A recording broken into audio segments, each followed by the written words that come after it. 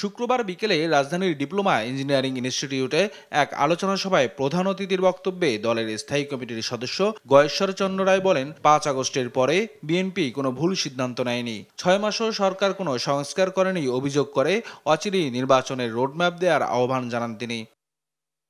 এ সময় তিনি সারা দেশে স্থাপনা ভাঙচুরের বিষয়ে বলেন, এর পেছনে কারা ইন্ধন যোগাচ্ছে তা নিয়ে জনমনে প্রশ্ন উঠেছে। ৫ই আগস্টের পর বিএনপি রাজনৈতিক সিদ্ধান্তে কখনো কোনোটা ভুল করে না। এই ঘটনা আপনারা পড়াচ্ছেন কেন যত নির্বাচনটা না করতে হয় সেজন্য, এমন প্রশ্ন কিন্তু জনমনে আছে।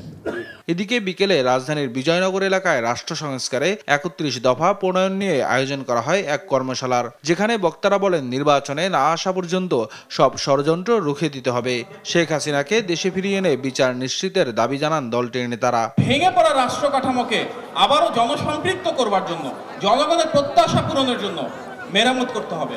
আমাদের লক্ষ্য জনগণের অধিকার জনগণকে ফিরিয়ে দেওয়া, একটা সুষ্ঠু সঠিক নিরপেক্ষ নির্বাচনের মাধ্যমে।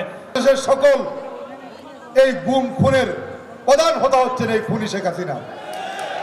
যে কোনো মূল্যে যে কোনোভাবে এই ভারত থেকে শেখ হাসিনাকে বাংলাদেশে এনে তাকে বিচার করে এই হত্যার বিচার করতে হবে প্রিয় বন্ধুরা। এর আগে সকালে গুলশান চেয়ারপারসনের কার্যালয়ে বিএনপির স্থায়ী কমিটির বৈঠক অনুষ্ঠিত হয়। এতে বিএনপির ভারপ্রাপ্ত চেয়ারম্যান তারেক রহমান সহ বিএনপি মহাসচিবও ভার্চুয়ালি যুক্ত ছিলেন। নিয়াজ মোরশেদ, দেশ টিভি, ঢাকা।